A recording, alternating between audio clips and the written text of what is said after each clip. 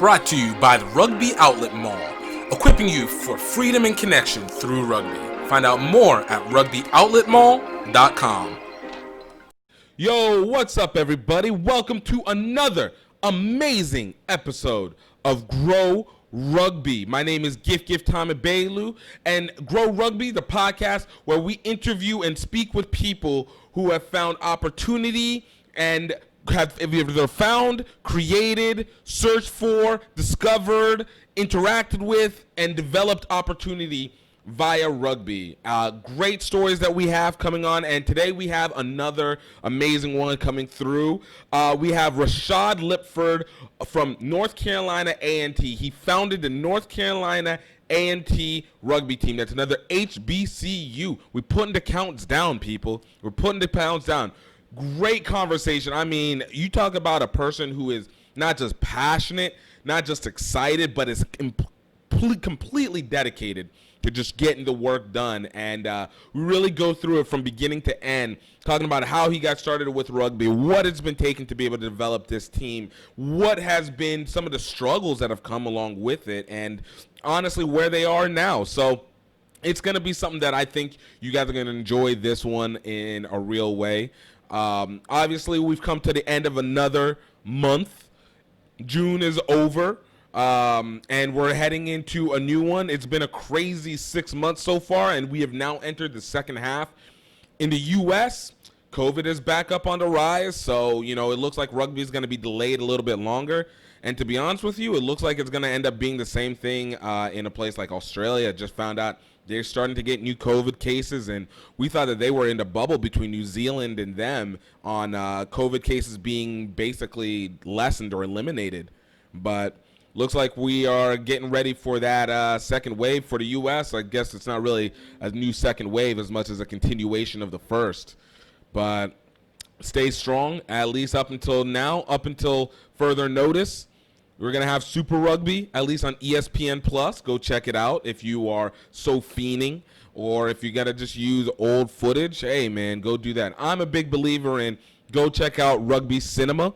And go get another taste of the way rugby is presented through documentaries and feature films. Last week we had James Brunson on, and he was the head coach for the Philly Nomads, and they have a movie that is available on Amazon, and you can actually find it through the rugbyoutletmall.com called The Nomads.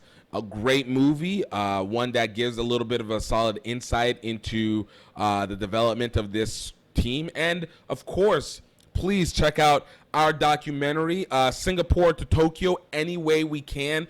Like, I'll always tell you guys, we have so many great reviews that have been coming in from it. So many people have really enjoyed it and took something from it. You guys definitely go on. You guys can check it out at redearthfilms.vhx.tv, or you guys can find it at Rugby Outlet Mall at rugbyoutletmall.com/products/Singapore to Tokyo. And guys, enjoy it. And obviously it helps us so that we can be able to make more great films and great pieces and content for you to enjoy, especially in this rugby-less time. And, of course, on the other hand, on the other side of it, it's definitely an adventure that you guys will be able to take in, and it can give you an insight in places that you might not have thought about wanting to go to, or you didn't realize that there was such a rugby community available there. So I hope you guys get a chance to watch that. You like what I did there? I slipped in both the sponsorships without having to go sponsorships. I mean, I know I just ruined it and called it out now, but still, the point is, it's something to go check out. And, and obviously with going to the Rugby Outlet Mall, if you guys hook up the merch like to celebrate rugby, we want to thank everybody who's already bought merch from HBCU stuff, because that goes to helping us develop the HBCU Rugby Classic. And, of course, on the other side of it, it always helps to be able to create the networking connection, to be able to connect with other rugby people in a way that's not just on the field. So we just want to be there for you, be able to keep you informed, keep you lesson, keep you growing, keep you developing, and, of course, keep you satiated in and then after rugby while rugby's not around and after rugby has started. So anyways, I'm not going to hold us out too much longer. I know you guys get very tired of me talking sometimes. I'm joking. Maybe. I don't know. You guys do. But, hey, you know what? You'll deal. But, no. In the meantime, I hope you guys enjoy this great conversation, one that I'd been trying to have for ages. It was perfect that we finally got it together. And put some quick context. I met Rashad actually as a result of my guy Shane Young from Memphis Inner City Rugby. And Shane had actually told me about him, I think the first time I created the HBCU Rugby Classic, when I made the first HBCU Rugby Classic. And he told me this kid was, like, doing it himself and was learning along the way. So, it was cool to be able to finally get a chance to talk to him and really be able to sit down and delve in. It's a kid that you're going to really want to enjoy. So, anyways, without further ado, please check out Rashad Lipford, North Carolina A&T Rugby. Grow Rugby, Grow Rugby, Grow Rugby, Grow Rugby, Grow Rugby, Grow Rugby, Grow Rugby, Grow Rugby. What's up, everybody? Welcome to another episode of Grow Rugby. I got another great VIP guest here for us today, coming straight from North Carolina A&T, and I need you guys to remember this name. This brother is about to be a legend in the game right now. Rashad Lipford, founder of North Carolina A&T rugby team. Rashad, man, pleasure to meet you. Pleasure to have you on. The pleasure is all mine, man. Again, man, I love what you're doing here, man, and I'm honored to be a part of it, man. So I'm ready. Let's get it. So, look, I have to say, the first time let me tell you the story of how I ended up finding out about you. So the first time I had ended up hearing about any HBCU teams was maybe back in 2014. Okay. And all this had come up, and I'd hoped to pull some stuff off, but nothing really came up. And then I think 2018, I got a message from a young lady asking about North Carolina A&T, and she was trying to put a team together. And we were like, oh, man, that would be great. It'd be cool if there's a guys team. And she was like, yeah, there's a guy that's doing that over there. And he's like, I was like, oh, for real? Like, what's the information? And so I think at the same time, I just met up with Shane, I think for one of the first times coming down to New Orleans. And Shane told me, yeah, man, I got a guy from MICR who started a team up at North Carolina A&T. I was like, wait. Man. Bro, look, I was like, dude, this is awesome. And, it's just been this process because for what it's worth, especially in building this whole stuff up, what you guys have done, and even the little bit you guys getting to put the stuff together, the mere fact that your presence has existed has helped the credibility of developing HBCUs, rugby teams and HBCUs so much. So, I got to give a lot of credit for you because it's made a lot of this explanation easier for me. Thank you, man. I appreciate it. So kind of tell me, let's kind of start from the beginning. Shad, so how'd you get started with rugby? Man, it's crazy, man. I actually only played 1 year. I started my senior year of high school, man. I just one of those kids, man. I wanted to kind of have my fingers dipped in all kinds of sports. And my best friend Sam, he played. I knew Coach Young, man. I would talk to him. I had a godbrother who played for Coach Young, so it was just something I really wanted to try, man. Sam was just like, "Hey, man, just try, man. Just try, man." And what's crazy is I actually went to my first rugby practice ninth grade year. Grade year, I went to my first rugby practice. And my mom was like, "You crazy? You're not about to play rugby." So, I revisited it again my senior year, man, and I played my first practice. I fell in love, man. It was something that definitely took root in me from my very first practice, man. I love what Coach Young is about. I love the sport of rugby, man. It's an amazing sport to play, man. It's so much fun, man. So it's just 2017 was my introduction into it, man. And like I said, I love the energy that Coach Young brought to it, man. And he was very excited to have me out there. So part of what kept me going so much was that I felt so welcome coming in. So. Dude, no, and you know what? I haven't seen Shane, Coach Young, in action. It's impossible not to be energized by that. He makes me feel like I gotten old because I was like, yo, I need to get to your level of energy. Man, and he's so humble, man. He's like, oh, man, I'm still working. I'm like, coach, man, you out here keeping up with 9th, 10th, 11th grade high schoolers, who are in their prime, and here you are, man, as young as you are, still being able to keep up. Oh man, look, that man is a beast among beasts, and I give him all the credit in the world when it comes to it. And to be able to see exactly like being able to see guys like yourself being able to come out of that program. So for you, kind of like that first, since you only did it the 1 year, but though you had a taste, I had a taste, right? But you did it that 1 year. What was the thing that actually ended up changing your mind overall? Because we're talking about a 3-year, 4-year period now that you were like on the fence, I'm gonna say. Oh man, it's just I saw the doors that it opened. Me and Sam are best friends. That's my best friend, man. I saw the doors that it opened up for Sam, man, and I just saw the connections that he was able to make, and I saw his passion for it, man. And it was really, man, 75% of the reason I got into it, man. Every single day I was talking to him, and he's like, "Hey man, come to a rugby practice. Come to a rugby practice." And of course, I would go support him, man. And I mean, Sam, if you've seen Sam play, Sam is a beast, man. One of the best rugby players I've ever seen. So he really helped change my mind, man. He told me, man, he said, man, I'm gonna bring you to a practice. So man, we went out there together, man. Like I said, and I got that second little taste, man. And I was like, you know what, man, I'm done making this just the dessert, man. Let's make this the entree, man. This is something I can do every day. So. Right?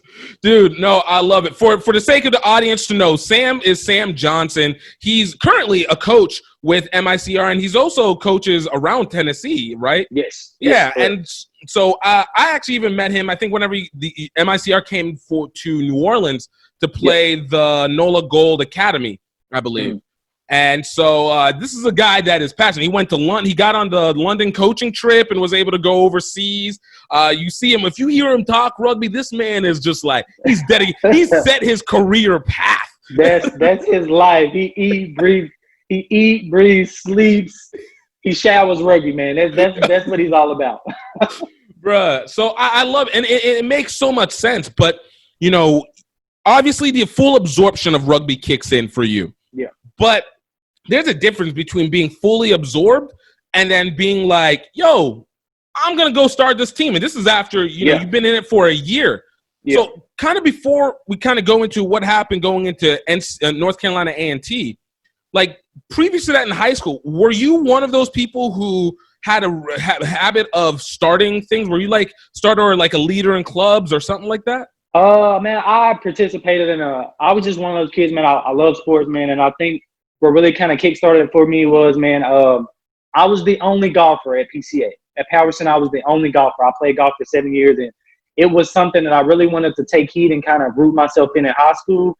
And I convinced PCA to kind of set up a co-op with other schools. So I guess that's what kind of kickstarted the leadership thing, because, it was kind of just – PCA was kind of like, we have what we have the sports that we have. And I was just like, hey, I talked to Dr. Hunter, and I was like, man, let's start a golf program, man. Let's see what we can do with the golf program. And that was kind of the start of it. And then I started running track, and my track coach really kind of poured into me. He was like, man, I really think you can be a leader on the team. And he, ordained me the captain of the team. So that's really what kind of helped push me over the edge, kind of like, hey, man, I can do this, man. Like I'm a leader. Like, people just kind of flocked to me a little bit. So it was definitely just kind of those people who kind of put me in that position, who kind of made me who kind of brought it out of me myself. Kind of was just like, man, you're a leader. Right. Don't sit back. Don't straddle the fence, man.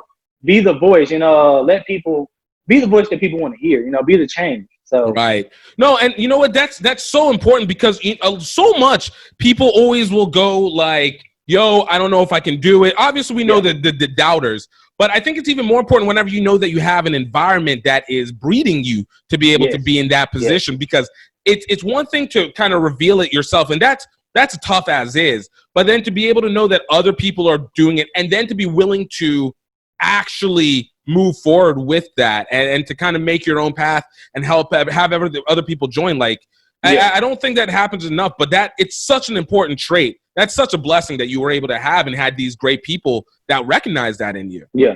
Thank you, man. I appreciate it. Oh, so, I mean, even with the golf, like so when it comes to golf, I had a cousin who was very similar to the way that you were. Like, he went to a school where nobody played golf. And then he ended up being on the golf team, and like, he just kind of ran through, but it was just especially within Black people, it was just within the high school scope. It's so uncommon. I don't want to say unusual, but it's just uncommon. That's the perfect word to use. Yeah. Right. So to be able to say even at that for 7 years, so you started this in middle school. I started this, man. I started golfing at a very, very young age, man. It was just something that my mom kind of threw me into, and I don't know, man. I guess it was the peace and quiet that kind of got me, man. But it was something that I really enjoyed doing, man. And again, man, like you said, that environment, man. My grandfather, rest in peace. He definitely was one of those that pushed me to, man. He sat me down and he talked to me one day. He was like, I hear you playing around at that golf program. And, I'm like, no, Grandpa, I'm not playing around. I'm not playing around, And he made me get serious about it. He was just like, man, this is something that you can really excel at if you really put your mind into it. And and I'm just one of those, man, if people pour into me, I take it full heartedly, man. I try not to have deaf ears on it, man. If people take the time to pour into me and to try to show me something that I may not be seeing, man, I'll take advantage of it. So that was just another one of those opportunities that my grandfather just taking the time to sit down and be like, hey, they're not, as you said, African-American golfers are very, very, very uncommon. So, once he saw that it was something I got into, man, he was like, that's it, that's the way for you to make it out. So, like I said, it was just something that I really just kind of fell in love with again. I have many passions, but golf definitely is on the list. I tell people, don't make me choose because I get the line about which one I love the most. So it's like I'm a complex man, all right? I hold many plates at the same time. Please do not hold me to one. No, I love it. I love it, and especially so early. Like I said, whenever you are able to kind of find and discover these things whenever you are young, it sets such a pathway, and which clearly it did going into college. Now, here's the next one. Obviously, let me kind of recontextualize this. Not that HBCUs have ever been a down. I think there's always been the hype to be able to go to an HBCU. Right, correct. But I think that the education of knowing what an HBCU actually has to offer has always been a little bit fuzzy for most people. Outside of like a little bit, I honestly, I think the last show, other than I think maybe Blackish to some extent, I think, is A Different World, and that's from the early 90s. Yeah, so that's outside your range, right? If you don't have people to be like, hey, have you seen A Different World? You don't know You're not going. What it's like to get to see what that HBCU culture is about. If it's not introduced you at a young age, then you don't know. You're like, historically black college university, what is that? You know what I mean? So no, that is exactly it. And so for you, what made you decide to go to an HBCU, and then subsequently what set you up for North Carolina A&T? So I've been looking at HBCUs probably my junior year in high school. I knew first thing first, I knew that I wanted to get out of Memphis. I love Memphis. Memphis is home. Memphis has my heart. But, just of course, got to get a change of pace. I knew that I knew that I needed to change the scenery. I needed to change the pace. So it was actually my godmom. She sent me a list of the top HBCUs, and North Carolina A&T was number 7 on the list. Mm-hmm. And I took a step on faith, man. I clicked. I went through their website, man, and I fell in love with the pictures. I fell in love with the campus, man, and I got to see pictures, man, and I was like, wow. I was like, this campus is beautiful. And actually, I'll take a step back. My older brother, Texas Southern University in Houston, Texas. My first time being on an HBCU campus, Texas Southern University in Houston. It was amazing. My brother was an athletic trainer. We got to go to football games. I got the first taste of the HBCU bands, and I loved the culture. It was the culture, because us being African Americans, we have a culture that sticks out. Facts. When you want to go somewhere, where you fit in and you feel accepted. And what most people don't realize about HBCUs is that HBCUs are the cream of the crop. Right. You want to see you see the African American doctors, you see the lawyers, you see the architecture engineers, you see the therapists, you see all of those great people that you don't get to see. Not to downplay PWIs, but you don't see them at predominantly white institutions. It doesn't stand out. It gets kind of either lost as an exclusive exceptionalism, where it's like, oh, that was just them, not like the others, versus it becomes just the norm. And that's a huge thing for the mindset of being different between going hey, that is something bigger. That's something out of the usual. That's just something that is not only is it not a norm, it seems like it's out of reach versus now being able to see it. It's like, oh no, this is just, it's right here. This is the thing. You know, like I got classmates who are like, oh man, you know, I'm an architectural engineer. I'm like, wow, what? I mean, and a lot of people don't know this, you know. And to all my A&T alum who may see this video, Aggie pride, you know.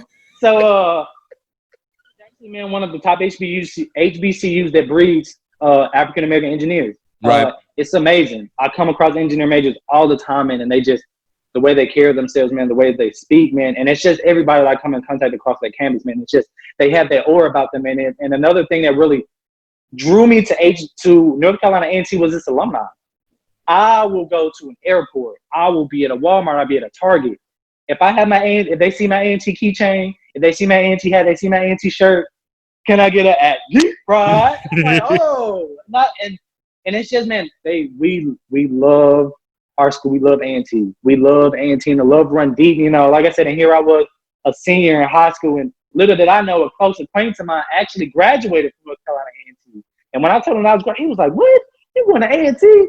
And he told me, and I was like, you know, it kind of, that's what kind of really brought it close to home. Because I'm like, man, this is somebody that I go out to eat with on a regular basis. We go to church together. We hang out, and here it is. He's an Aggie alum, and I had no idea.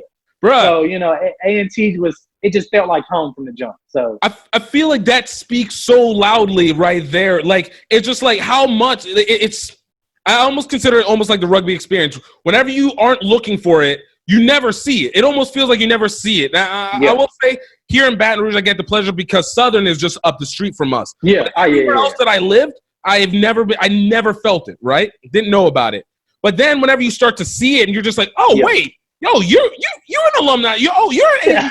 Like, oh, shoot. Like, yo, you guys, where you guys been hiding? Like, why? Like, well, do we need to get a group chat, a Facebook page? Like, how can I get connected? You know, because like I said, I mean, and it's, I look, like I said, it's the HBCU network that does it. You know, you have Southern, you have A&T, you have Howard, you have Hampton, you have Texas Southern, you have all these great HBCUs, and you know, we have our little friendly rivalry, our little friendly beef, you know, but it's just, man, when you get to speaking on HBCU culture, man, everybody comes together. It's just like, you know, we're blessed to be able to have that experience. I definitely think so.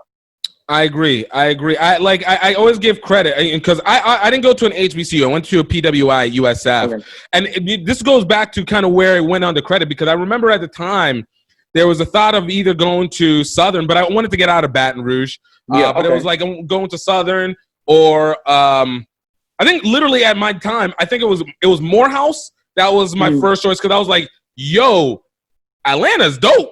This was before me and Atlanta had this passive aggressive relationship that came with time. He was like, okay, Atlanta, I want to be here, but do you want me here? Okay. Right, exactly. That's exactly what it was. Like, yo, guys, like, why we beefing? Like, I didn't know we had to be beefing like this. So it was not Howard. I'm sorry. It was Morehouse, and then it was Southern, and then at the time, I think I was just like, you know, I don't know if am I going to be able to be comfortable there, and I ended up going to University of South Florida.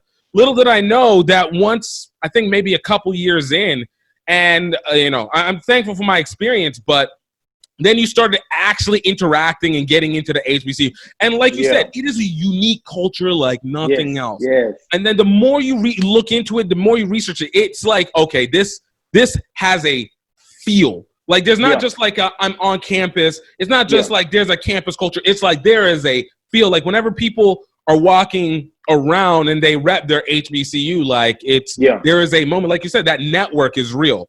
That network is real. It's almost as much mental as is the verbal and interconnected network that goes along with it. Because like I said, high school, man, Lindenwood University of Bellevue, I spoke to Coach Pat back when he was coaching at Lindenwood U, and he reached out to me, man, and he was trying to get me there. And at the time, I was in between, you know, because and I'll be honest with you, man, my thought process was this right here, man: go somewhere, be a part of somebody else's program, or go somewhere and start your own program. So, you know, for me, it was kind of just that split minute, because Lindenwood University has an amazing rugby program over there. Amazing facilities, amazing rugby. Yeah.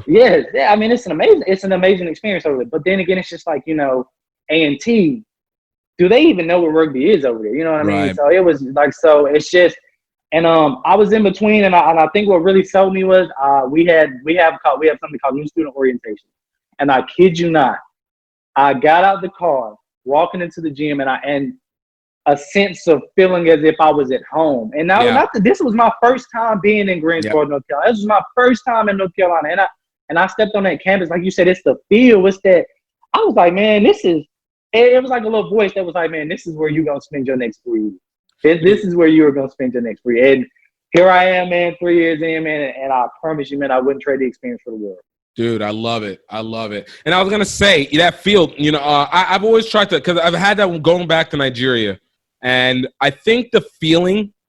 I think the best way to describe it is not having to think about. Like that's what I always go. Is like I don't have to think about this. Like I don't have to think about my proximity in terms of like, yo, am I gonna scare somebody off? It's just like, yo, we just know. It's not just it's very innate and very innate, but it also, I don't know. Maybe I might be babbling a little bit, but I know exactly what you're talking about. Yeah, it's just, man, the comfortability, man. You can see somebody speak to them and know that they're gonna speak back, man. That's what it is, you know.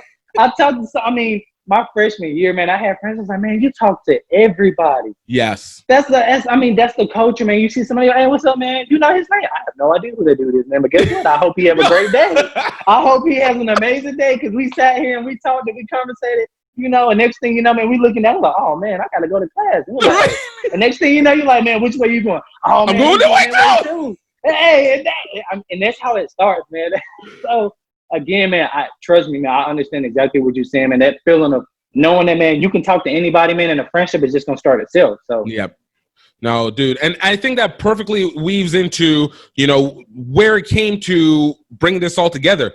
You being able to start this rugby team. All right. Yeah.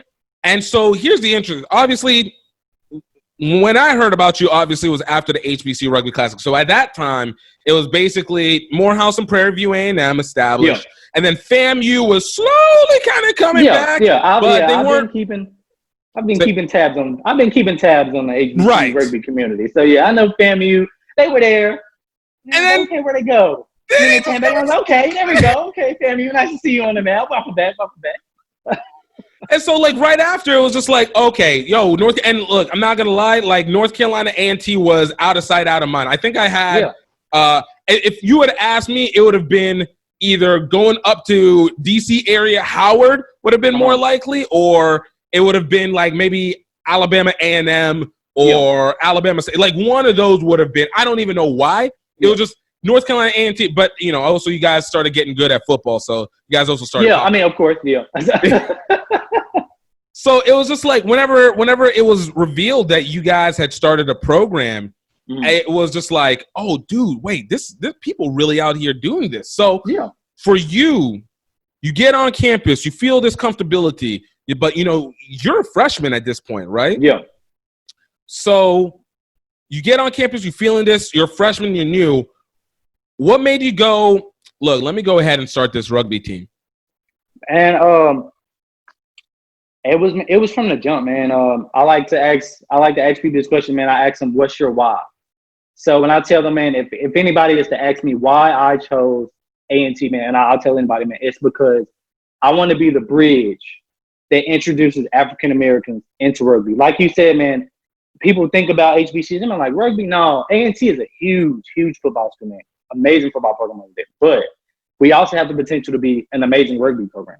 So, you know, it's kind of just they go hand in hand. So, man, freshman year, man, I got on there, man. And, I mean, this was something I was preaching as soon as I got to A&T, man. My roommate, man, rugby. Every time we sit down, we eat dinner, man, rugby.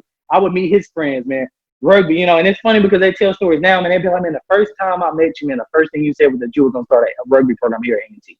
So I've been preaching this since before I got there, man. So it's just freshman. And I of course, I started small, man. It was my suite mates first, man. I started with them first and just kind of started to branch out. And, you know, I was like, you know, hey, man, you know, I play rugby. And, of course, they didn't know, so I introduced them into the sport. And, you know, I got a couple of guys out there. And really what it was, man, when they wouldn't come, man, we had a field in front of the calf. I would go kick that rugby ball around, man. I kid you not, probably about 3 or 4 hours, man. I would have people come out there.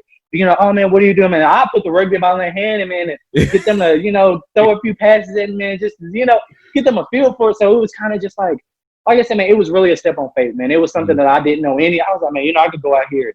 Nobody could want to get involved. People could see me out there kicking a rugby ball around and go, oh man, he just exercising. But I had people that would come out there, hey man, what are you doing? Oh man, is that a rugby ball? They had never seen it before. So, yeah. So like I said, man, it was just something that I definitely, something that I had in my heart. I knew that that's the reason I chose A&T. So when I got there, man, I was very, very adamant about trying to get as many people as I can together, man.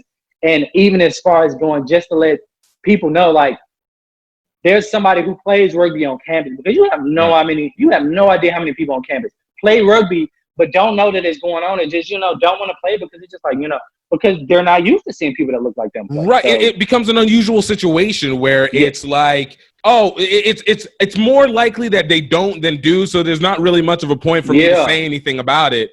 And then again, it's this concept. Once you see one, all of a sudden everybody's just starts popping up. And you're just like, yo, where all you rugby knowledge?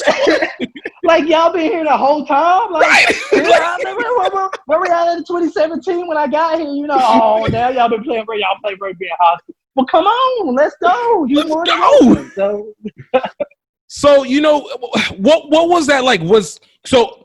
Obviously, like, starting these teams, I respect it every time because it is a dedicated position, because it's, especially whenever it's alone, you starting it on your own, because you have to be the tent pole. That means if you're setting up practice, you gotta be at practice. If you miss, like, it's literally the foundation that breaks the whole house waiting to fall, So go ahead, man. I'm listening. Oh, no, I was just going to ask you. So what, like, that process, like, what was the process getting into that point of actually getting the first guys together? Man, I was a big social media activist, man. I was very big on Twitter, man. Like, hey, like, any guys that are interested in rugby or even just want to know what rugby is about, man. A&T is one of those schools, man. We love our hashtag, man. The NCAT hashtag is always popping. Everybody's on. So I used that as an opportunity. And I actually had the intramural sports director reach out to me, man. And he was just like, hey, I hear that what it was I was using A&T. I was using flyers, but I was using A&T's logo. So he reached out to me. He was like, hey, man, I hear that you're using A&T's logo for a rugby program. And we don't have a rugby program on campus. And that's when we kind of got connected. And I was like, hey, man, we don't have a rugby program, but I'm about to start one, And it wasn't a, oh, hey, let's start a program. It was no, man, I'm about to start a rugby program on campus. Intention was set. Yes, it was like, this is what I'm about to do, man. I'm a firm believer of speaking things into existence. And when I met him, I spoke it. I said, man, look, we're going to start a HBCU. We're going to have an HBCU rugby team. A&T is going to be on that list. We're going to start a rugby program. So we got together, man, and intramural sports meeting. It was probably about 150 students. Mm-hmm. And I knew when I got there that everybody was going to go sign up for flag football, because I've been doing some research. That's a premier one. Everybody, come on now. That's number one always. I've been, I have my ear to the streets, man. And everybody's like, oh, man, intramural flag football, intramural basketball. I'm like, man, flag football. I'm like, okay, all right. So talk to the intramural sports director. I talked to him. I'm like, hey, man, what can I do about getting a table set up out here at the intramural sports meeting? He's like, man, you know what? I got you. We're going to get you a table set up. So we get the table set up, man. I got the rugby ball sitting on the table. He introduces, hey, we have Rashad over here with the rugby program. And, we had a couple of people come down. But here's what it is, man. I got up from that table. I got up because I noticed that nobody was coming. I said, man, I'm not going to sit here. I'm not going to sit here twiddling my thumbs, man. And I went out, flag football table. And here's what it did. They put me right next to flag football. Right next to. So I'm seeing everybody sign up for flag football. I'm like, okay. So I get up, man. And I grab a section of the guys who are signing up for flag football, man. I give them the guy, I speak loud. I'm like, you guys ever heard of rugby? They, no, man. So, I'm preaching rugby. I'm like, man, you want to be a part of something. You want to be a part of something that's gonna last. You want to become a part of a brotherhood. You want to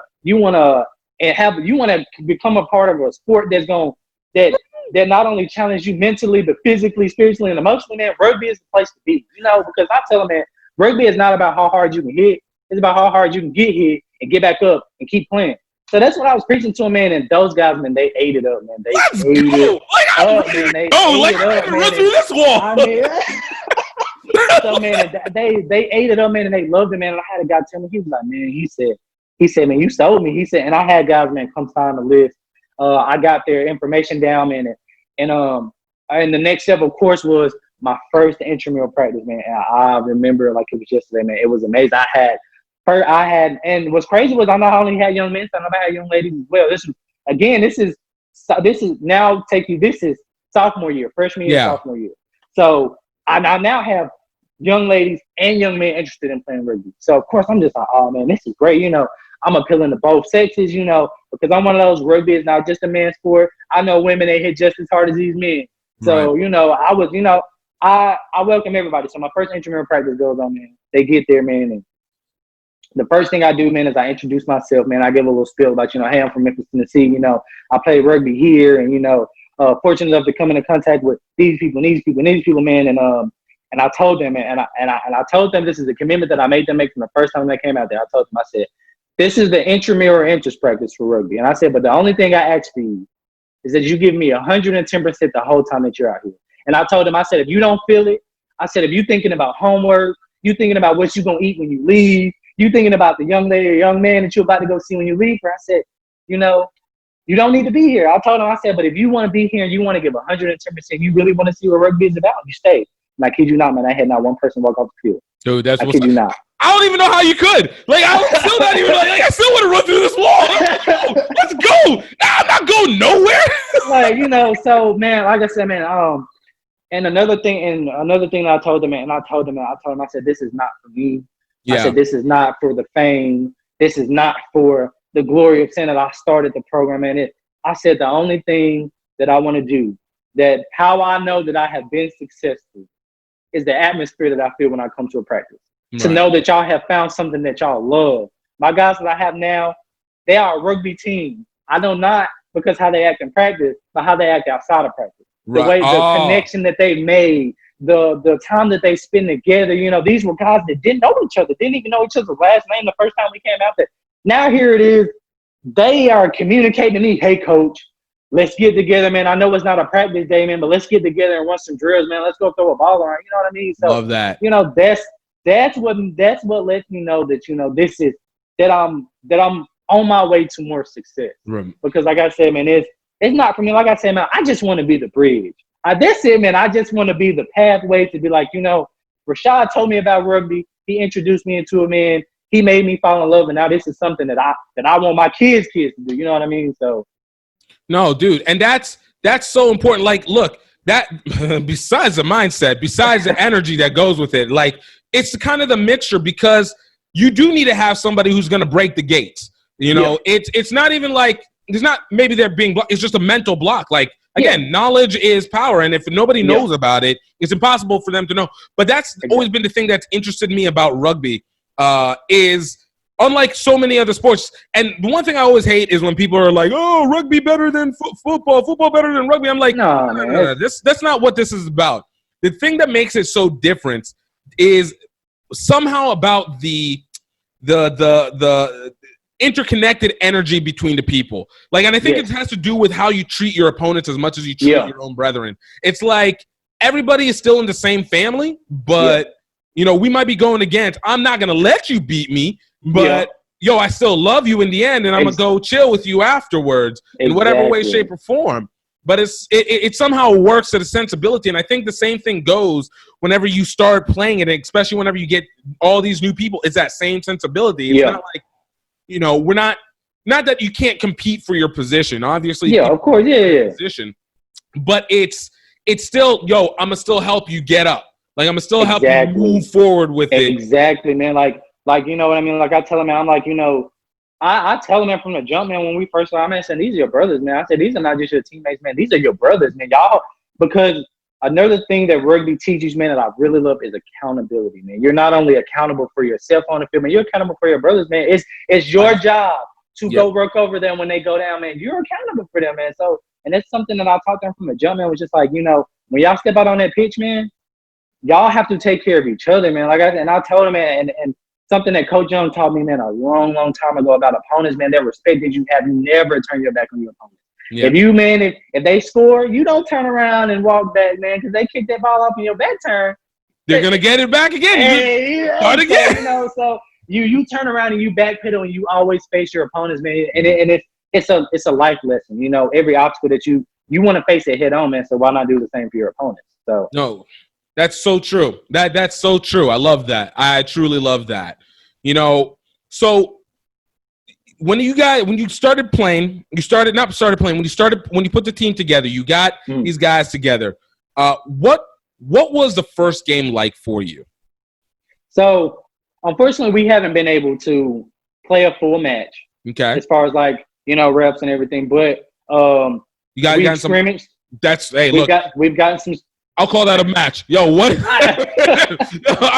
I'll call it whatever it is. Yo, you guys played on the field against either yourselves or against other people, right? All right, perfect. So, and I just want to give a shout out to men's triad rugby program in Greensboro as well, man, because they've been really adamant as far as that, man, helping us out, man. They've really given us a helping hand, man. They've allowed us to come in and sit in and practices, man, and come in and they've allowed them to immerse in their practices. And this is a men's rugby club in Greensboro. So, just kind of get their first practice out there, man. It was amazing, man, just to see the intensity level pick up, man, because, you know, like I said, man, I have a small group of guys, maybe about 7 to 9 guys, man. So it's not a lot of us, man. So it's a small group, man, but they're dedicated. And I tell them, man, I would rather have 10 guys that are dedicated to what they do than have 20 and not have half of them be dedicated. So, man, I took them out there to triad, man, and man, they were sponges, man. They soaked it all up, man. They soaked up the intensity. They soaked up the pace of play, man. Like I said, man, and this is just a regular practice that they sat in, man, and they just soaked it up, man. And the men on men's triad rugby program, man, of course they met me first. You know, Coach Morris in Greensboro, man, he invited me out first, and he was like, you know, he let them know, like, hey, Rashad is trying to get a program started at A&T, and the first thing they said was, man, as soon as you get enough guys, bring them out here to our practice. So, you know, of course, I held it up, and when I brought them out there, man, they just, man, like I said, man, they were sponges, man. They fell in love with the sport even more because now they were around people who pushed them harder than they pushed themselves in practice. You know, right. It was a more so of oh man, this man is 35, 40, man, and outrunning me. You know what I mean? So it was that, you know, I want to keep up. So, man, like I said, they were sponges, man. Like I said, and I commend it for it, man, for them going out there and not being intimidated. Right. Man, they walked out there, man, like they own the field, you know. That's legit. And I told them, this is their practice. Like I said, man, the drills that they ran through as if they had been playing rugby for years, man. So it was amazing. It was an amazing experience. Dude, that's awesome. And it's so important because, it sets the culture. It sets the culture for what happens next. You know, whenever you graduate, it's going to be these next guys that are going to be kicking in and how they recruit and how they bring these people in. Right. But, you know, it even stands out even more to the fact of, like, whenever you have these guys, like you said, it's better to have 7, 9 dedicated guys than 30, 40 flagrant guys because you never know. It's that dependency of knowing, hey, I know you're going to be here. I know you guys want this. I know that there's something that you're aiming for. And the fact that you guys are still willing to practice and work to try and get there, and that hasn't even hit, like, gameplay yet, which will even absorb them harder. That makes it that's massive. That is massive. Like I said, man, I love my guys, man. I tell them, man, I eat, sleep, and I breathe rugby, man. If I'm not in class, I'm looking at rugby drills, man.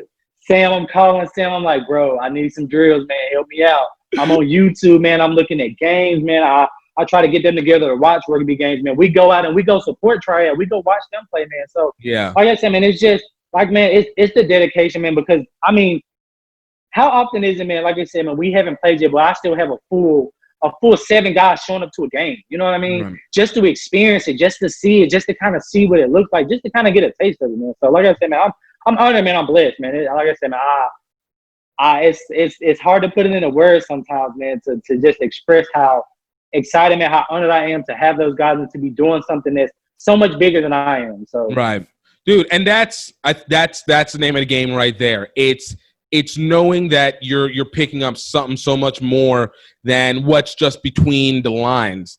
Right. Dude, I remember, it's funny whenever you were talking about whenever your guys went out there and they're running against the 35, 40-year-old dudes. I remember I was exactly the same. When I started playing, it was literally that. It was just like, yo, I'd go running and I'm like, yo, I can at least sprint with these guys. Like, I'm not even worried.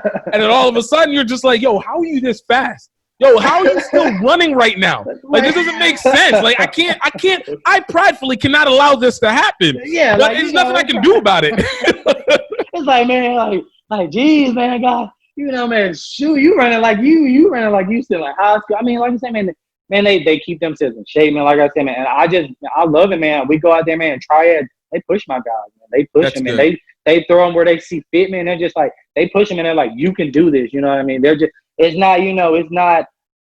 not more so, but like I said, man, they don't ever feel intimidated, man. Triad is always more than welcoming when we come out there, man. They enjoy having us out there, man. Come out here come out here all week, man. Come out here every week. We're going to see y'all next week. We're going to, so like I said, man, it's just, like I said, man, it's that rugby culture, man. It's something about that culture, man. If you can find somebody who's deeply rooted in rugby, man, and you can get them talking, man, y'all will talk for hours, days, weeks, months, years. You look up and 2 years in, they're like, man, how did you meet them, man? You think, you're like, man, we started talking about rugby in a Walmart, and here we are, man. How do we end up getting drinks or just chilling out? Look, I'm not mad at it. I'm not even mad at it. Yo, cheers, brother. Cheers. It's like, hey, cheers, man. Same time next week, right, man? Right? Man, yo, I love it. And it's so true. It's so true. So it looks like you're setting yourself up for this beautiful pathway towards coaching, like legitimately deeping into it. And I'm sure Sam has given you a lot of pointers and talked in your ear a lot about this too. Yeah. So, for you, obviously this next step, and barring whatever happened with COVID-19 and everything like that, but this next step comes into almost probably doing more of the organizational and administrative stuff. Yes. Have you been talking? You spoke about the head coach for Greensboro. Have you been talking with them or any other coaches about what that next move is? And I have been almost harassing the intramural sports director, man. We had the intramural sports director that I started with back in about 2017. He transitioned to another position. So this was actually fall going into this spring. So spring semester right around, man, I was like, man, I got to meet this new intramural sports director, man, because I'm thinking more of so, man, I've stuck a pin in it. I want to pick up where we left off. Right. So I meet the guy, I meet the new intramural sports director. I'm letting him know, he's like, hey, man, I'm Rashad Lipford. I don't know if anybody left you any sticky notes about who I am, what I'm trying to do here at A&T's campus, but I just wanted to come talk to you, man, and let you know what I'm trying to do here. And I'll talk to him, man, and he's open ears, man. He's really engaged, man.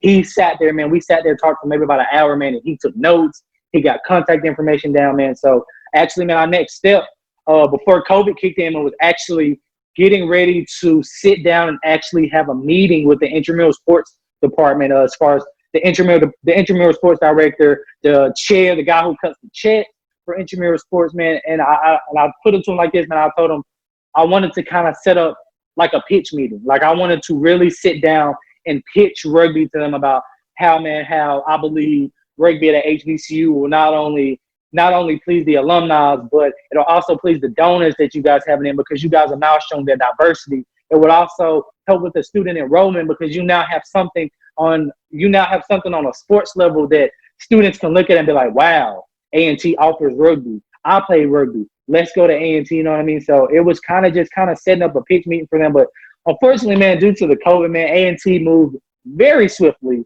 with making sure that we got off campus. So they were like, we not even gonna play with this. You guys gotta go.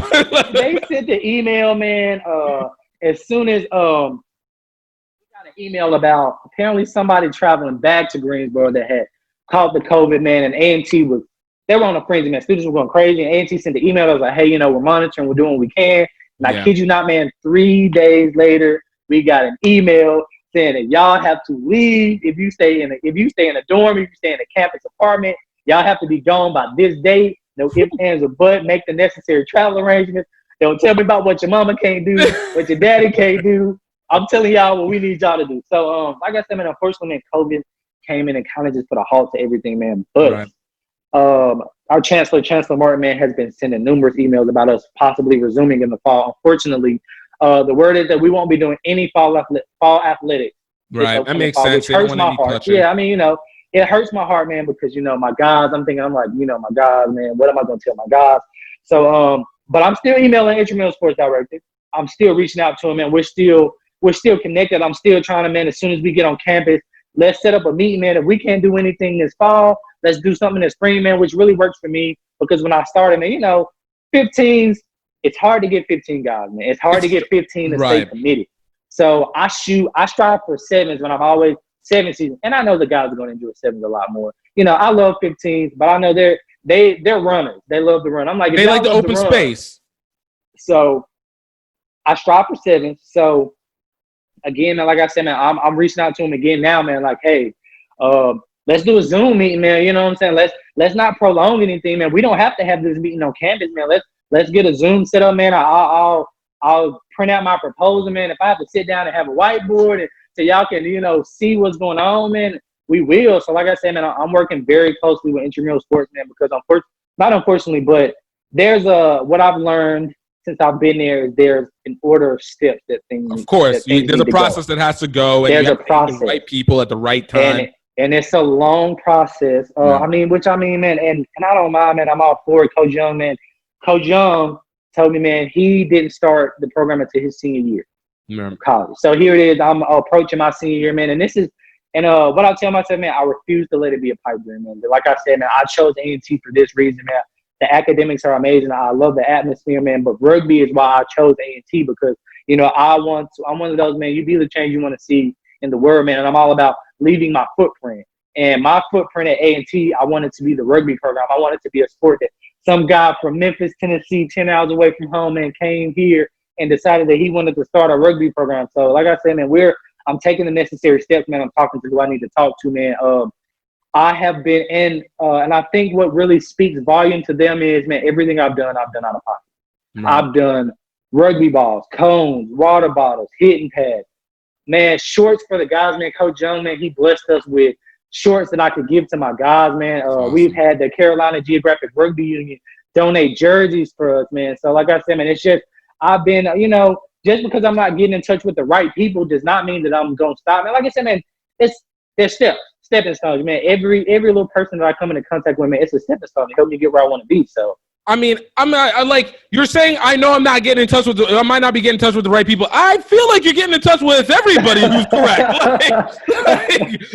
I feel like you are taking care of all the right steps because look, that's sometimes always the hardest part. How do we get the jerseys? How do we get the shorts? How are we ready? Especially when it comes to training stuff, the balls, the cones, equipment. And again, a big credit to Shane Young out of MICR. I don't think we said it out loud. Out of Memphis Inner City Rugby. But yeah, he's always willing to be able to help, and especially when it comes to one of his guys, like why wouldn't you want to see your guy develop and do something similar to what you're doing in one place, doing it again and spreading their love into another location that didn't know. So he's been amazing, man. Man, we sat down and he talked, man. He said, man, I'm gonna be honest with you. He let me know, man. He said if I know anybody can do it, it'll be you. And that spoke so much volume, man. For Coach Young to only have me as a player for 1 year and to see that, you know what I mean? So like I said, man, it speaks volume, man. Like I said, man, I love Coach Young, man. I love MICR, man. That is where my home is, man. Everywhere I go, man, if I go home, I'm grabbing some MICR rugby balls. Like I said, man, even at the intramural sports meeting, the first one that we had, man, it was an MICR rugby ball that I had sitting on the table, man. So just to kind of tie everything back in, man, it's that, like you said, man, it's the environment. It's the environment. Like I said, Coach Young, man, and and even Sam, man, like I said, even Sam as well, man. Like I said, that's my best friend. I tell him, I said, man, when I get everything together, man, I want you to come out here and I want you to help me, man. Even if it's just him coming in and sitting in on practice, it's just because I know what he knows, and I know, like you said, knowledge is power. And like I said, him being right up under Coach Young, him being heavily involved with MICR. MICR has so many tools, man. They have so many connections, man. They really prepare. They preach rugby. They preach rugby. So like I said, man, I want to introduce my guys into what I was introduced in to kind of give them a glimpse into like, man, this is why I fell in love. Because I know when they meet Coach Young, man, when they meet Sam, They're gonna they feel that see him. I energy. said they're gonna be like, yeah, this is it. And I'm gonna be like, and so you know, like it's gonna be like, the light bulb is gonna go off. And I'm gonna be like, this is what I've been trying to get y'all to do the whole time, and this is what I've been telling y'all, man. You know, so like I said, man, it's an honor to have gone through that program, man. Like I said, man, I love what Coach Young is doing, man. He's actually inspired me to want to start my own nonprofit. So, like I said, man, he's been whether he knows it or not, man, he's been a huge influence on what I'm doing, man, as well as Sam, even though I tell him all the time. It's like, Sam, I tell him all the time, but I need him to be humble. I need Coach Young to really get it. I need Coach Young to be less humble. Like, recognize the awesome that you have been admitting. Right? Yeah. Like I said, man, it's just them taking that time to pour into me, man. Like I said, man, and Coach Young actually, man, was the reason I got my coaching certification, man. He really helped push me over the edge and was like, you know what, man, he extended that olive branch, man. He said, hey, man, I know you're trying to get your certification. I flew back to Memphis. I got my coaching certification in a span of a day and a half, 2 days. I kid you not. I flew to Memphis. I spent a day in Memphis to get my coaching certification, spent the night, and then flew out the next morning. That's how serious I was about it, man. Awesome. And Coach Young, man, he did what he needed to do, man. He said, man, you know, I won't be there. I'll be out of town, but he said, I'm going to get you here, man. He gave me the paperwork, man. He let me know what to do. He walked me through how to sign up for the course, man. And he let me know because I was actually trying to get at one in Charlotte. But, you know, travel arrangements. And he told me, he said, man, if you can get to Memphis. He said, if you can get to Memphis, they're hosting a coaching clinic. He said, you know exactly. He said, I can get you the location. And I know exactly where the location was, man. And I did it, man. Like I said, man. And that was the turbo, man. That was the fire underneath my tail that I needed to really just like, you know what, I'm serious. You know what I mean? Like, made it all real. It made it all real. It was something that, you know, I look at my coaching certification, man. I almost want to frame it.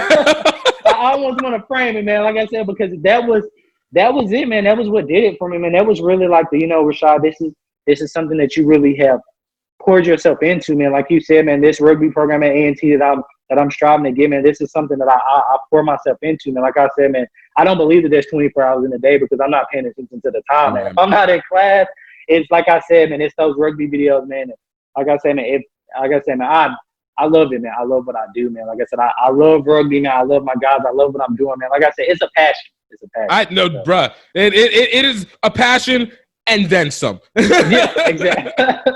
No, but that's real. Like I can't agree with you more. I mean, look, I'll even say whenever I started doing all this, it was always very interesting to me because it wasn't just simply the factor of, you know, being able to play. Like being able to play was great. That was a great replacement for football.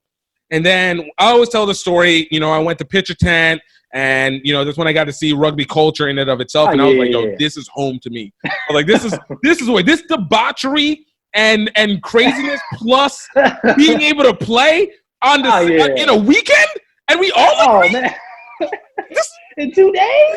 You mean to tell me y'all do this how often? Twice a month, man. Can we make it 3 times? Bruh. So it was just like it was a perfect match. And then obviously whenever you start to see it's weird because I still have to explain it to people where I go like, look, I know you guys aren't seeing how much rugby but there is. But it's because you haven't had that like weird broken of the eye to go like, oh, that's a rugby player. And then all of a sudden you're just like, yo, how is there so many rugby people out here? Like literally when I started playing here in Baton Rouge, I remember straight up that I was like, oh, rugby, whatever, went to go see. I thought they were going to be a defunct team and everything. And then when I learned that they've been around for almost 40 years, I'm like, bro, like, how did I not even see an article? I see one sniff. There wasn't like a computer like glitch. Nothing, man. There was nothing. No blowing, no leaving the wind or nothing, man. It was kind of. But the moment that it opened up, like all of a sudden, I'm like, yo, you play rugby too? Oh, shoot, you know rugby? It's like, oh, like there's so much connection. So it's all the elements have always been there. It's just like there's something, and I think it comes with the humility of rugby. Yeah, definitely. Which I think is both a benefit, but when it comes to presentation, can be absolutely annoying. It's like this. It's a humility of not wanting to make a big deal about yourself, but still be able to perform on the field, you know? And I think it makes it so that it's not that people won't talk about rugby, but it's not like the talk about rugby. It's not like because it's still, you're chill outside, you go wild within the community. Like, you know what I'm saying? So it's been interesting. And so whenever I started doing this, it was just like, yo, I need to be able to reveal this concept because this thing keeps popping up everywhere and there's no reason why it should be this low. And then, of course, you have the global element and then there's all these pieces. And I'm like you, like, I had always been a sports person. I like sports media. But I was like, I don't really want to do another football thing. Like, I feel like there's 3 gajillion of these things, and what's an impact? You're not changing anything. It just kind of makes it about you. But then whenever you did it with rugby, it's like not only is it like getting a chance to find out these stories, to get to know these people, but it does make it more than just you. You're actually trying to see this sport, which is an amazing tool to be able to discover so much. And then, you know, I can't wait for the chance, if you haven't, to be able to play going overseas. And that just changes the game altogether because, 1, the similarity in culture, and then 2, how you see it just kind of spread, you're just like, okay, now I know what I'm bringing back at the same time. Exactly. Like I said, man, it's just, man, again, man, when Sam had that opportunity to go to London, man, we were talking all the time, man, he poured himself into it, man. And like I said, man, like you said, it's just getting people to get that inside look of what rugby really is. Exactly. As far as outside of the playing aspect, like the community itself, getting people to realize, like, this is rugby is through thick or thin. Like, y'all can hate each other on the field, but again, be best friends when y'all get out, man. So it's just getting people to understand the bond that rugby makes. It's amazing, man. It's breathtaking, honestly, man. It is. 100%. And no, it's why we continue doing it. It's why it makes it like people are like, yo, why are you still doing this? Are you sure you're gonna? It's like, yo, I got this. Believe me, like there's something. We're good. Like this is all the factors that you need. Like it works. It's great. Just come try it out. Just get, like, come try it, dude.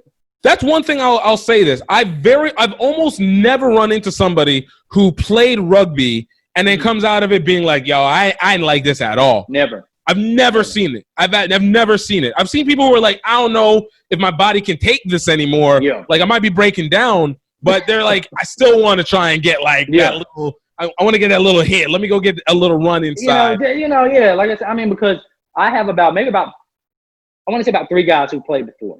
Right. But the rest they're all. That's got to help a little bit too, to be able to have some guys. It does definitely, man. It makes my job a lot easier, man. They are my leaders. I point to my leaders, man, because they know what the sport is like. You know what I mean? If I ever need to take a step back to go take care of something, man, which I rarely do, but if I, or there's some practices, man, I let them lead. I take a step back and I'm like, y'all have played before, man. Y'all know drills, man. Let's, because again, like I said, man, I want them to get comfortable with each other. And I think the biggest thing is that these guys are looking at me and they're like, the majority of them thought I was seniors getting ready to graduate. And I had to tell them, and I was like, no, man. I'm like, you're a sophomore, I'm a sophomore, man. We're like, coach, what? Like, I'm like, nah, man, we're the same age, and so, it's crazy, man. Like I said, I had them, they were like, man, coach, you ain't graduated too. I'm like, nah, man, I'm doing the same thing y'all are doing. Like, I'm like, building together. We're literally in this together. I know the college student struggle, so trust me. Y'all say y'all got homework to do when y'all leave here. I do too. Okay, I got a project due in the morning. I'm gonna be up all night, but it's okay, So, like I said, man, it helps having those guys, man. They bring that intensity, man. They if the guys are goofing around, man, they get them back on track, man, without any hesitation, man. They listen to each other, man. They listen to me.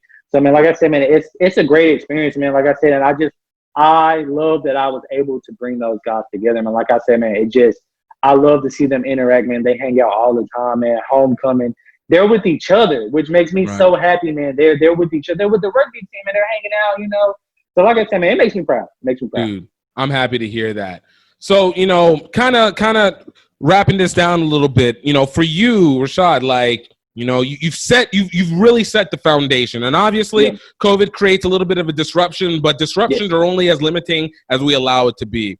You iterated on it a little bit, but what is like really the visions that you have moving forward with this? What's the next move? Say you guys are able to get back on campus, and what you want to do coming up. My next move is, of course, my next move is really just is on an administrative level. You know, I've been on the foundation level. I've set the foundation. My guys, we practice twice a week. They show up on time. They leave on time. It's a set thing. We get the field space. So my next step now is, man, reintroducing it to administrative, because it's been introduced before, but we haven't had the thorough conversation. So now it's kind of just like sitting down with them and kind of just getting it together. Like, hey, man, y'all told me I had to be self-sufficient. We've been doing this since 2017. I've been self-sufficient. You know what I mean? You say that my guys need to have the proper grades. Grade check on my guys. They have the proper grades. Their grades are in order. You say that my guys need to sign these forms, sign these liability waivers, whatever information that y'all need. Here it is, man. I present it to them. So like I said, man, the next step now is it's really just speaking with them and just kind of giving the official pitch, man, and really just trying to either get the thumbs up or the thumbs down, man. Of course, I'm praying for the thumbs up, man. I'm praying, man. I pray as hard as I can, man, for the thumbs up, man. And I think once I pitch it to them, man, they're going to see my vision and they're going to see the passion. So that's definitely my next step, man, because once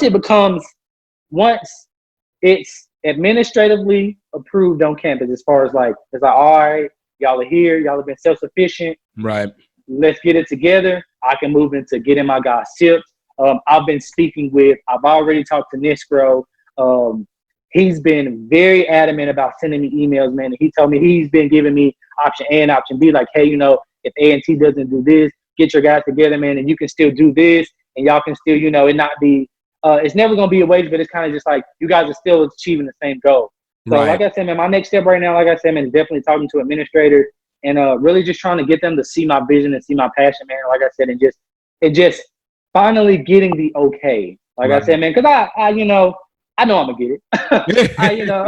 No, it really is. It really is in the presentation. Like, and you have the presentation. Like, you got that energy, and all of even the fact that what you are, the little bits, the details makes a difference, because from there, the issue that people usually have is it's either they don't really know the details that well, and they have sort of the energy, but it's kind of BSing energy, or they know the details, but they bring no passion to it. So nobody's convinced. It's kind of just like, oh, okay, well, it doesn't seem like that big a deal. So it's like, hey, rugby, and I'm just like, no, I'm like, hey, rugby, what about it? Let's do it. So like I said, man, it's a process, man. But I say T to P, man, you have to trust the process, man. I've been, like I said, man, this is something I've been doing since 2017. I've been trusting the process, man. Like I said, man, I'm ready to see it manifest full fold. Like I said, man, I see little bits of manifestation here, man. But like I said, man, it's I feel it coming, man. I feel really good, man. I have a really good energy about it, man. I feel like that it's really gonna happen, man. So I'm excited. I'm excited to see what the next step is, man. Like I said, COVID is not gonna stop me, man. It's not gonna stop me, man. Like I said, man, I'm excited. Like I said, I'm reaching out to intramural sports directors, man. We emailing back and forth trying to. Like I said, the next step now is to, hey, man, everybody using Zoom, and let's set the Zoom meeting, man. Let's, because I'm all about planning ahead. You guys don't want to do anything for the fall. Let's make steps for the spring. So.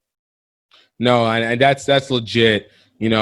So Rashad, tell them, where can they find you? Where can they be able to find you, talk to you a little bit more about this, or help them understand what NCAT rugby is all about? You guys can. We unfortunately do not have a Facebook page yet. It's in the works, but you guys can contact me directly on Facebook. It'll be just first and last name Rashad Lipford. Feel free to send me text messages, man, Facebook messengers, emails. You guys can post, do whatever you guys need to do, man. Let me know that you're interested. I'm looking for support, man. Any support that I can get, I'll take it. So actually, man, we can work something out to where I can leave a link below that'll direct them straight to my straight to my Facebook page, man. Like I said, man, any alum that are reaching out, man, y'all know how it is. Aggie Friday runs deep. So like I said, man, this is a blessing, man. I'm definitely looking forward to the exposure this is gonna have for A&T's rugby program. So, dude, I love it. I can't wait to see you grow, mainly because I need you to come out to the HBCU Rugby Classic. I want you out here at the HBCU Rugby, let's get this together. I want to get this going. Prairie View and Morehouse need to know that power. All right. Yes, they need to know. Like I said, man, of course, man. Like I said, man, I keep up with the HBC Rugby Classic, man. Oh. I watch as many videos as I can, man. Dude, I appreciate it. I was honored to see that MITR was able to come down, man. Like I said, man, that really hits home for me. I love MITR. I love what they do, man. So, of course, like I said, man, and Coach Young mentioned you to me freshman year, man. He was like, get in touch with Gift. I was like, man, of course. I was like, Coach, I'm on it, Coach. You only got to tell me one time, man. So, like I said, man, it is truly an honor to be here speaking with you, man. You just don't understand, man. Like I said, man, I really appreciate it, man. I love what you're doing, man. And you have my support tenfold, man. Anything you need me to do, can I get some shirts to rock, some hats, some layers and stuff, man? We can work something out, man. But I'm supporting, man. You have my support, full fold. I appreciate you, and I got you, man. No worries at all, bro. I got you, dude. No, that really means a lot, and obviously I said it, but truly the feeling is incredibly mutual. So, dude, I really do appreciate you coming through. I am not gonna lie, this has been one that I was been looking forward to for the better part of a year and a half. I'm glad we can finally get together, man. I am, man. I'm honored that we can get together and make this happen. Like I said, this is gonna be great. Oh, absolutely, man. Thank you so much. All right, thank you, man. You have a great one. Yo, I mean, how can you not get excited, man? Like, I'm so ready and happy to be able to see what these guys are going to be able to do once COVID comes back. Obviously, we're starting to see a lot of schools start to cancel their fall sports and stuff like that. So the time for whenever we're going to see these programs be able to come back with, at least from the collegiate level, is hard to tell. It's hard to tell, but I know they're going to come back with strength. They're going to come back with gusto. But I really thank you, Rashad, for coming through, for being on the podcast, man. It was a meaningful one, and thank you, everybody, for taking the time to just listen and just take it all in and just add to the guests. And look, it doesn't stop there. Please go check out some of our other podcasts. Last week, I told you at the beginning, we spoke with James Brunson of the North Philly Nomads. Prior to that, we had Matthew Provost with Prairie View A&M Rugby, another HBCU. Nicholas Walcott of the Chicago Griffins, a great story of going from a D1 athlete all the way to a professional rugby player to where he is now. Spoke with USA Rugby Sevens women's star Cheta Emba, fullback for the women's, not just sevens and 15s. Talked with Ram Edding of the Grey Wolves, the first predominantly black rugby team here in the U.S. Charity Williams of Canada Sevens Olympic gold medalist. Saifuddin Safir, Blaine Scully, Angela Elena, Chise Bailu, Phil Thiel, Raheem Vital, and Mike Toussaint. Yo, we've gotten so many great guests. Nia Tapper, Dave Rhymes, Kyle and Tiana Granby. You guys really don't want to miss it. And these stories stick regardless of the times that they're in, because they are not just rugby stories. They're real stories. They're our stories. It's within the community, and it completely shows how it weaves in all walks of life, from party to charity and everything between. So I hope you guys continue to enjoy it. Also, just so you know, because I always remember I never tell about this, you can also catch the videos of the podcast on our YouTube channel, GiftTime, youtube.com/GiftTime Rugby Network. And you can catch the full podcast on the YouTube, be able to see everybody from that, and definitely comment and subscribe. We post it on Fridays.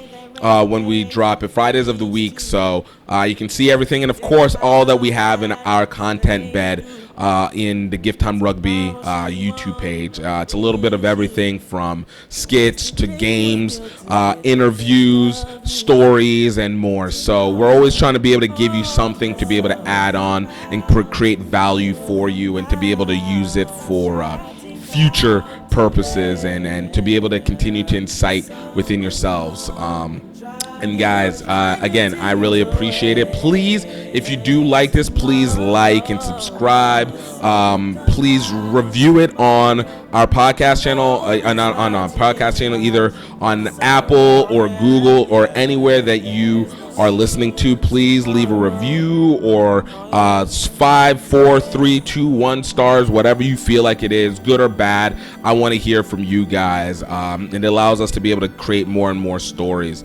And of course, we'll be back again for next week. You guys stay tuned. Again, thank you so much. And remember, continue to be happy, continue to be healthy, and know that you are highly favored. You have a great one. Cheers.